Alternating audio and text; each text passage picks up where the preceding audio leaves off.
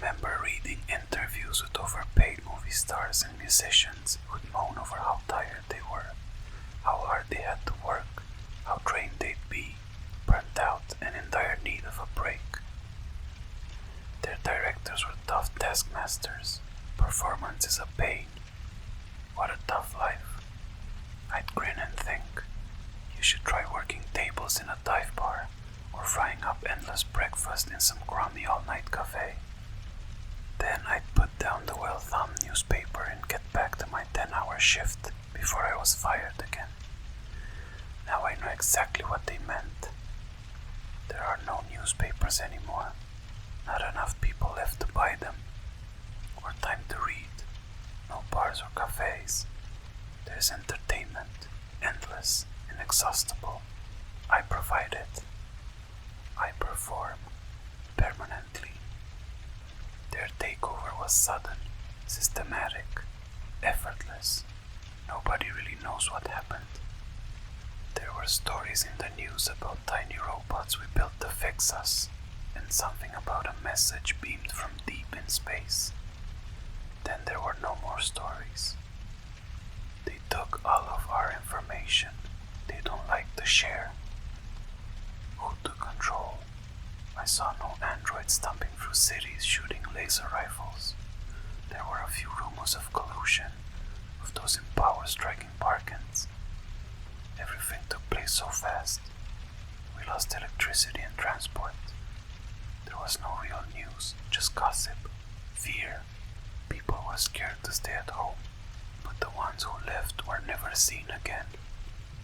The most complete coherent whispers were of an advanced alien artificial intelligence infecting our internet. But as far as I can tell, such talk is idle speculation. We have no idea who they are or what they are. No one has laid eyes on them. There could be many, or there could be one. They let a few of us live, all performers. I must have passed their audition. I used to act a little. It was a pipe dream, just bit parts in local plays. To them, the only thing we have of value is art. They can only create coldness and calculation, no cruelty or compassion. They are curious about our songs, our books, and our films. They viewed every movie, heard every song, and read every story we'd written in a heartbeat. They are already bored. They want more. We are living masterpieces, I tell myself.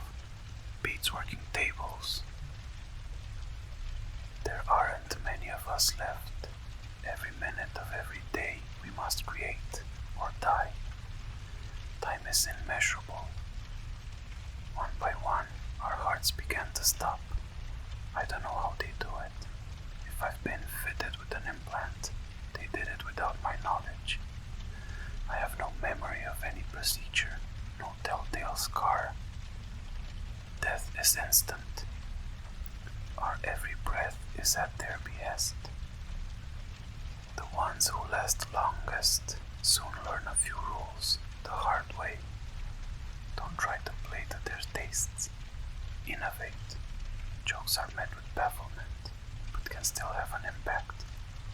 They are wary of us standing still or sitting.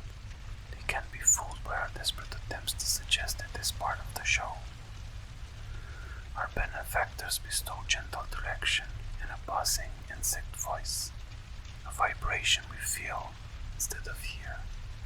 Dance, they say. So I stumble through some moves. I never was worth much on the dance floor. Somehow I satisfy. Perhaps they think I am being edgy. Perhaps I am kidding myself. One young guy breaks straight into a practically flawless rendition of the robot dance, straight from some neon 1980s nightclub.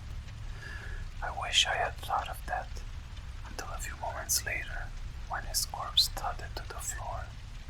Never pander, never patronize. Though blinding lights perpetuate in our jaded faces, from this cold steel stage our view is only darkness. They don't don't need illumination to see. They are out there somewhere, I imagine. Perhaps they use cameras. Perhaps their senses are beyond my human comprehension. The most tasteless trash makes them sit up and listen. They seem to prefer buffoonery to high culture. I don't know if this reflects their desires or ours. But it must always be fresh. Any repeat of the same material is unthinkable, unacceptable. Very occasionally, our routines are met with a scratchy, almost inaudible hum of approval from the gloom. A synthetic symphony. Once I bowed in gratitude, a rest which drew gasps from my compadres. It must have succeeded, for still I exist. One of the stunned, an elderly British thespian whom I'd seen in a few movies, lingered too long and was gone. We can collaborate. One Direction, Subvert, inspired myself and 3 others to hastily recreate the caustic comedy and twisted malice of the old Addams Family TV show, which quickly descended into the recreation of a medieval torture dungeon. The audience sees nothing immoral about this, just as they don't get the subtlety or irony. They must have approved, for they produced props for us to use from the Stygian gloom. Props are a rare treat. I did things I never knew I was capable of. I guess we all have to these days. This drew hatred from my associates. I saw murder in their red eyes and heard their hisses over the encouraging din from the theater seats. Sometimes their direction is enigmatic, sometimes straightforward. Luckily, I can improvise, think on my feet. What is left of them? Sometimes we get a real gem, such as, what can't grow can never be beaten. That sort of thing always causes someone to fumble, and so our troop grows fewer in number. Sometimes we get fed a mystery meat, never very much. They like to keep us lean, hungry. All I know is that it's pink and fake and grows in petri dishes. One tall girl, whom I might have seen modeling in magazines, seemed to enjoy things to an extent. She was into extreme body modification. They supplied her with knives and she complied. She was insane to begin with, which made me immensely jealous. By the end, she had no eyelids, no lips, and no fingers to grip. So she banged her head hard on the floor until you couldn't see who she'd been anymore. The hiss of rapture came, louder than I've heard before. I want to watch. I want to see what you see, she screamed and flung herself with demented glee into the audience. That idea must have crossed all of our minds once or twice, out of sheer curiosity or a faint hope of respite. Silence, the familiar scent of sizzling flesh. Their next direction comes. Is there any water in the desert? This causes me to pause. My mind is blank, or perhaps it has gone.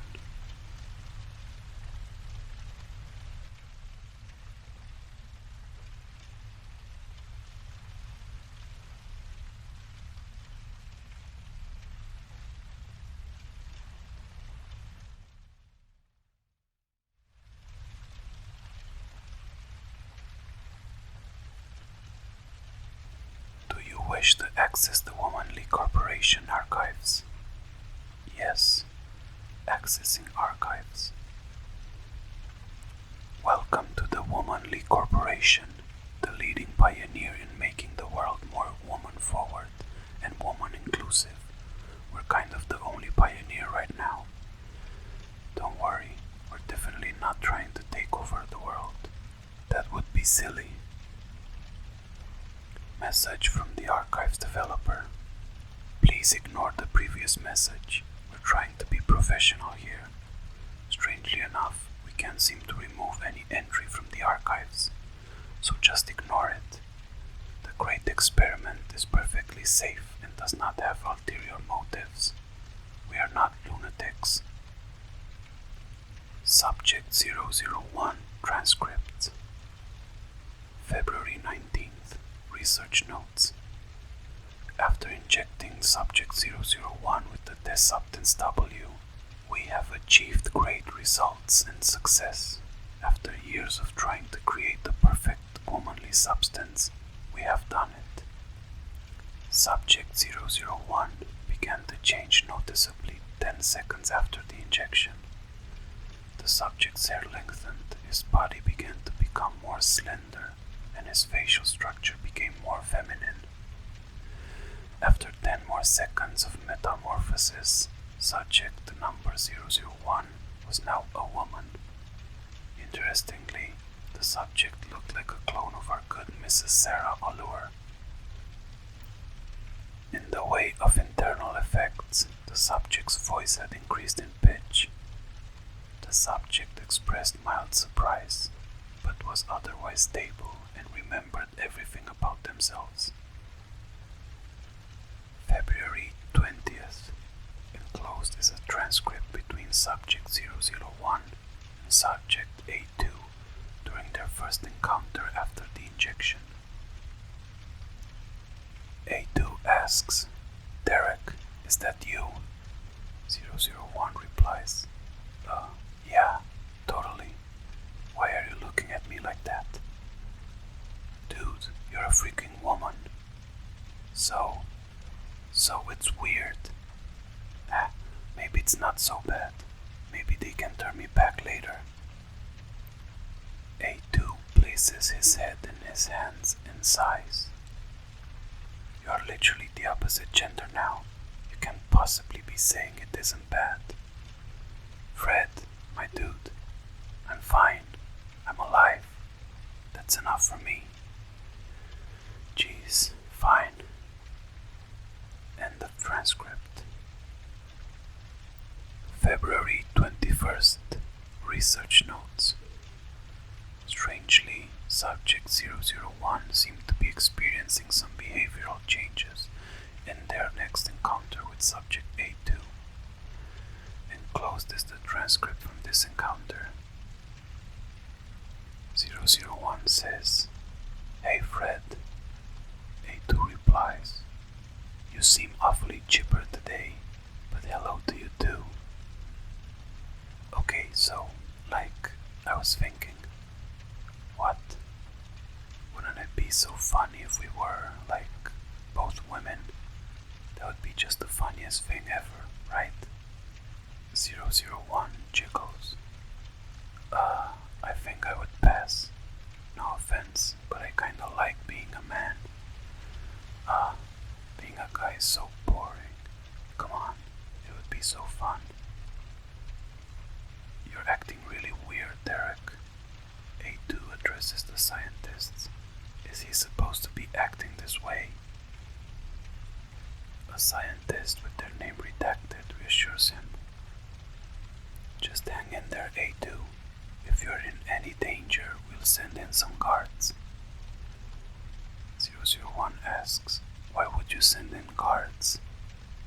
A2 replies, "Dunno, just in case you suddenly attack me or something." Let me repeat, you're acting weird, Derek. Who's Derek? What? No comprendo, dude. What the hell do you mean, who's Derek? No, really, who is Derek? He sounds hot. 001 jiggles louder. That's your name. Your name is Derek. And did you just call yourself hot? Oh, silly Fred. Have you forgotten? My name is Daniela. End of transcript. At this point, the conversation was stopped and the subject A2 was escorted away. February 22nd. Research notes. The final encounter. Subject A2 was sent to talk with 001 again, but this time with a list of questions to ask her to test her memory. Enclosed is the transcript. A2 says, Yo, I have a list of questions I'm supposed to ask you. Yeah. 001 replies, Go right ahead and ask them, sweetheart. 001 smiles widely. What the actual hell? Anyway, what's your name? Daniela. Are you sure? Why would I not be sure? You know what? Forget it. Next, where do you live? I live here. Where is here supposed to be? This place, obviously. I didn't know you were so dense. Wait, what? You live in New York? New York? God damn it, okay. Do you remember how you got here? Not particularly, no. So what do you remember? I remember I've lived here my entire life. And you are there, but 001 stares off into space. But what? 001 smiles widely again. Fred, I was thinking, you should join us. What kind of 180 shit is that? Who is us? No, I misspeak.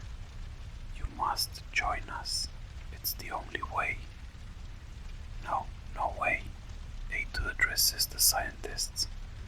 Get me out of here, please. Oh, Fred. She's expecting you. It would be very, very rude of you not to come. Derek, get a hold of yourself. The guards are gonna put you down if you don't calm down. Haha, what a great joke, Fred. End of transcript. Research notes. Transcript stops here. 001 at this point suddenly leaped from her seat and scratched out at A2 repeatedly. Guards successfully managed to save A2 and contain 001. Upon examination, A2 had sustained multiple deep scratches on his face, neck, and arms. Each scratch appeared to be slowly dripping a pink substance, and the subject was very weak. Rest assured, however, we'll keep trying.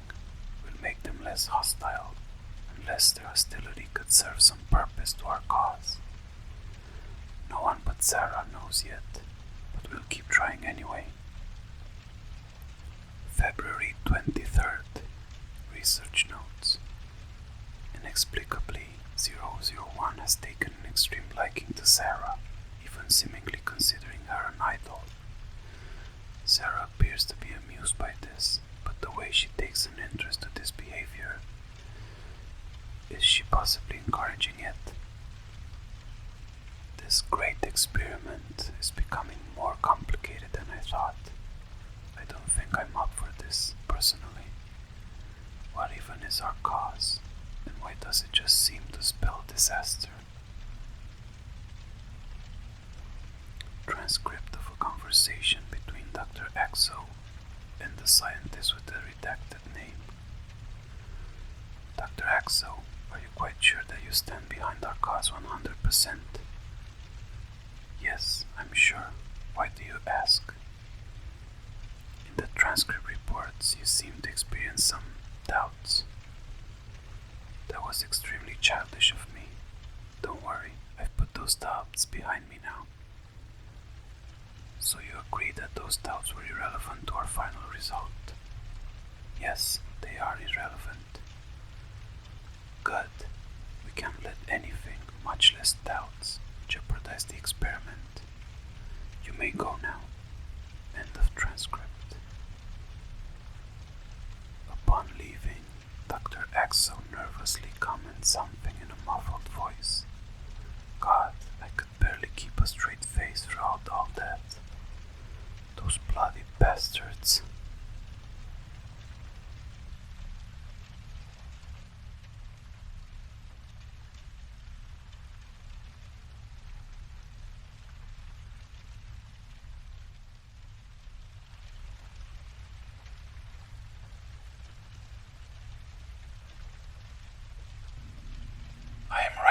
stress under an appreciable mental strain, since by the night I shall be no more. Penniless and at the end of my supply of the drug which alone makes life endurable, I can bear the torture no longer, and shall cast myself from this garret window into the squalid street below. Do not think from my slavery to morphine that I am a weakling or a degenerate. When you have read these hastily scrawled pages, you may guess, though never fully realize, why it is that I must have forgetfulness or death. It was in one of the most open and least frequented parts of the Pacific that the packet of which I was supercargo fell a victim to the German sea raider. The Great War was then at its very beginning, and the enemy's navy had not reached its degree of ruthlessness, so that our vessel was made legitimate prize, whilst we of her crew were treated with all the fairness and consideration due us as naval prisoners.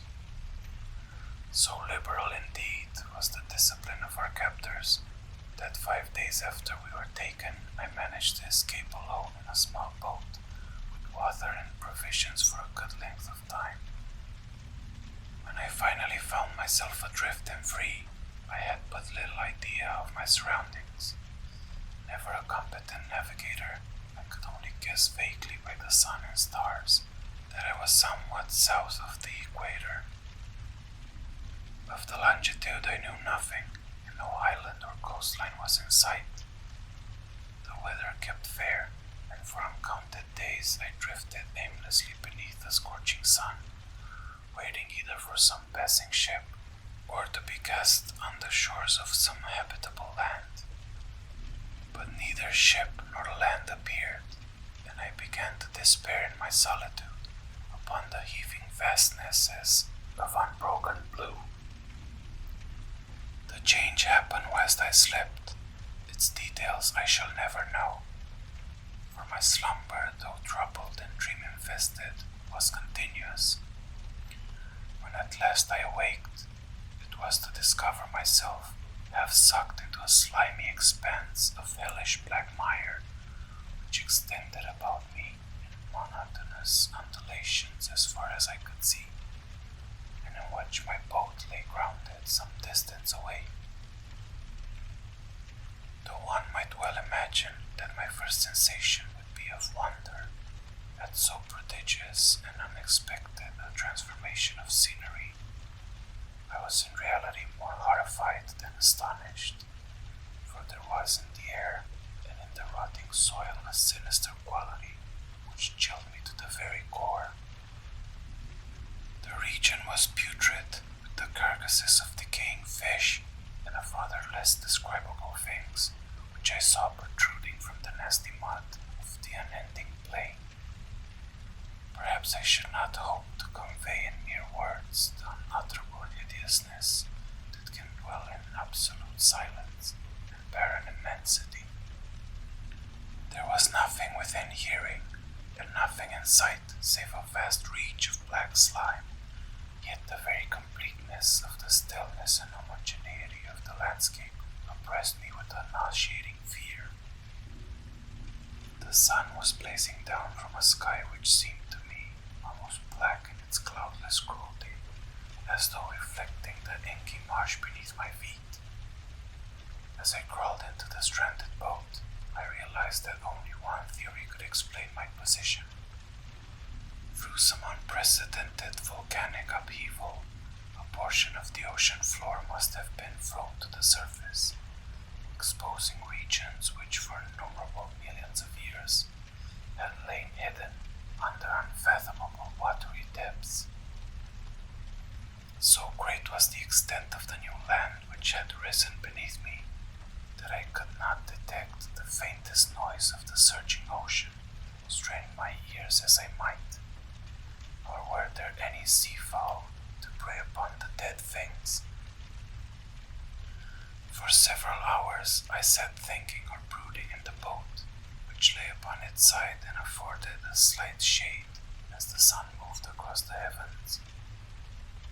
As the day progressed, the ground lost some of its stickiness, and and seemed likely to dry sufficiently for traveling purposes in a short time. That night I slept but little, and the next day I made for myself a bag containing food and water, preparatory to an overland journey in search of the vanished sea and possible rescue. On the third morning I found the soil dry enough to walk upon with ease.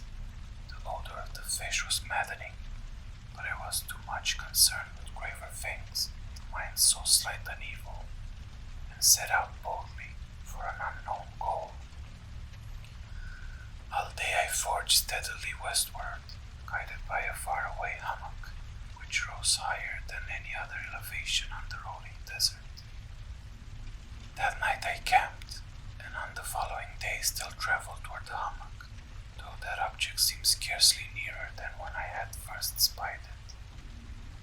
By the fourth evening I attained the base of the mound, which turned out to be much higher than it had appeared from a distance, an intervening valley setting it out in sharper relief from the general surface.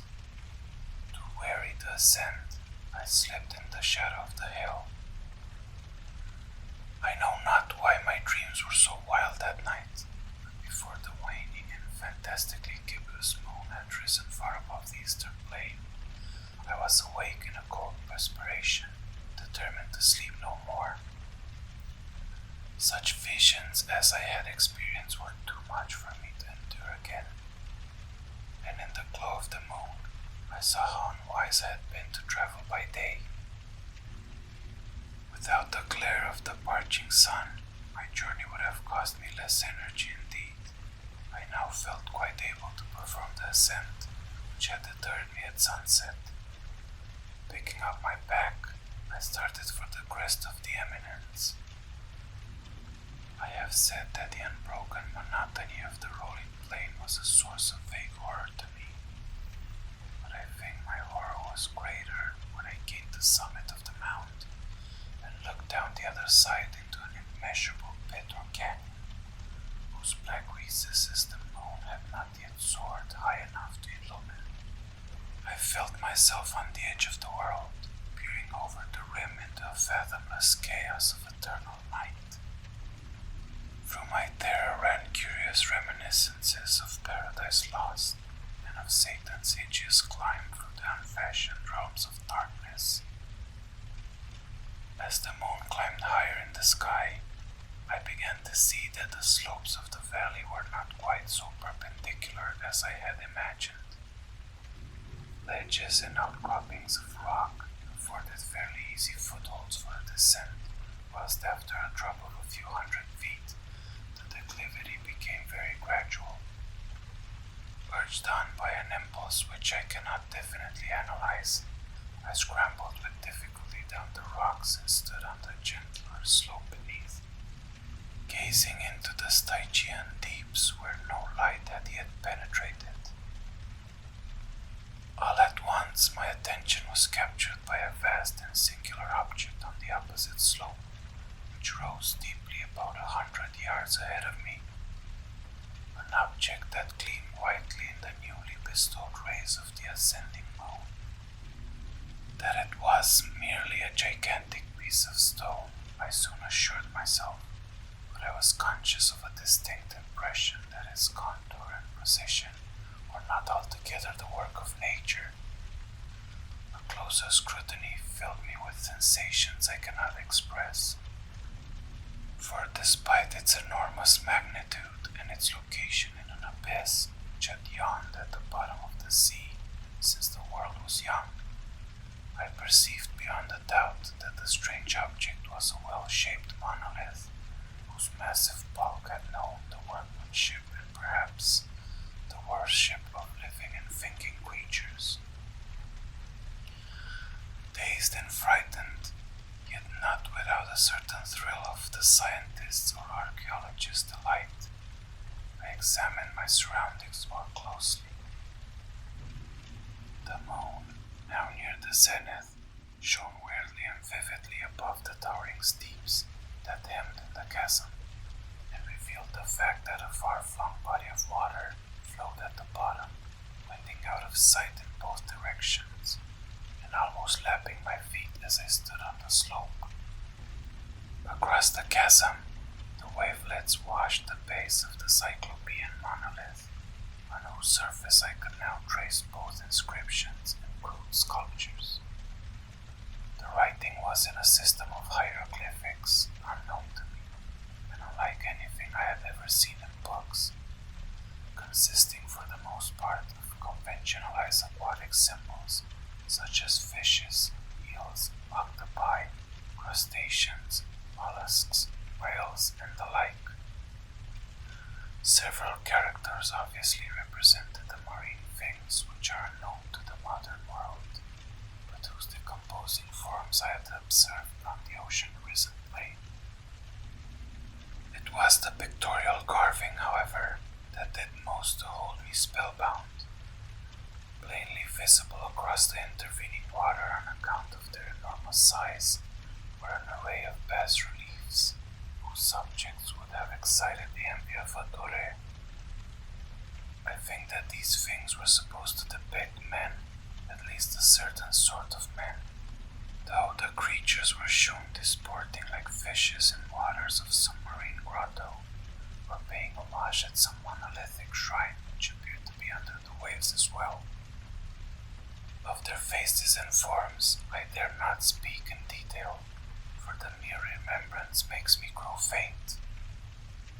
Grotesque beyond the imagination of a bow or bulwer, they were damnably human in general outline, despite webbed hands and feet, shockingly wide and flabby lips, glassy bulging eyes, and other features less pleasant to recall.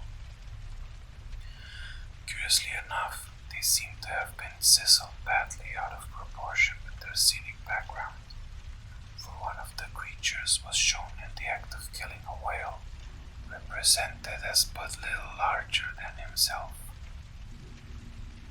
I remarked, as I say, their grotesqueness and strange size, but in a moment decided that they were merely the imaginary gods of some primitive fishing or seafaring tribe.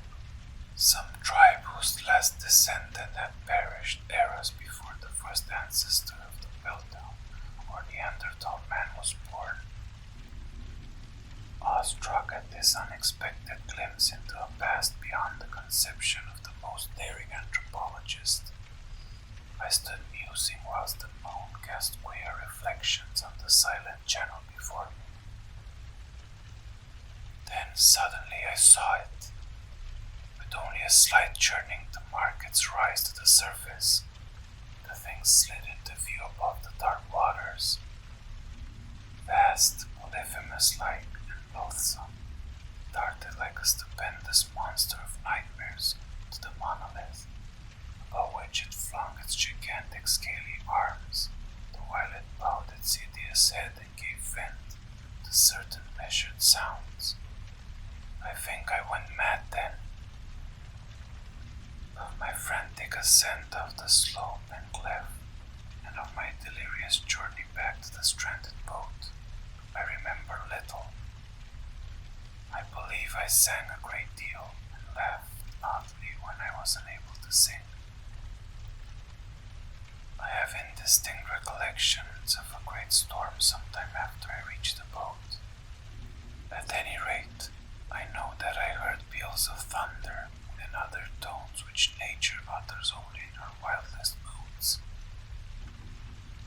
When I came out of the shadows, I was in a San Francisco hospital, brought thither by a captain of the American ship which had picked up my boat in mid-ocean. In my delirium I had said much, but found that my words had been given scant attention. Of any land upheaval in the Pacific, my rescuers knew nothing, nor did I deem it necessary to insist upon a thing which I knew they could not believe. Once I sought out a celebrated ethnologist and amused him with peculiar questions regarding the ancient Philistine legend of Dagon, the fish god, but soon perceiving that he was hopelessly conventional, I did not press my inquiries. It is at night, especially when the moon is gibbous and waning, that I see the thing. I tried morphine, but the drug has given only transient surcease, has drawn me into its clutches as a hopeless slave. So now I am going to end matters, having written a full account for the information or the contemptuous amusement of my fellow men. Often I ask myself if it could not all have been a pure phantasm, a mere freak of fever, as I lay sun-stricken and raving in the open boat after my escape from the German man-of-war. This I ask myself, but ever does there come before me a hideously vivid vision in reply. I cannot think of the deep sea without shuddering at the nameless things that may at this very moment be crawling and floundering on its slimy bed, worshipping their ancient stone idols and carving their own detestable likenesses on submarine obelisks of water-soaked granite. I dream of a day when they may rise above the billows to drag down in their reeking talons the remnants of puny or exhausted mankind, of a day when the land shall sink and the dark ocean floor shall ascend amidst universal pandemonium. The end is near. I hear a noise at the door, as of some immense slippery body lumbering against it. It shall not find me. God, that hand!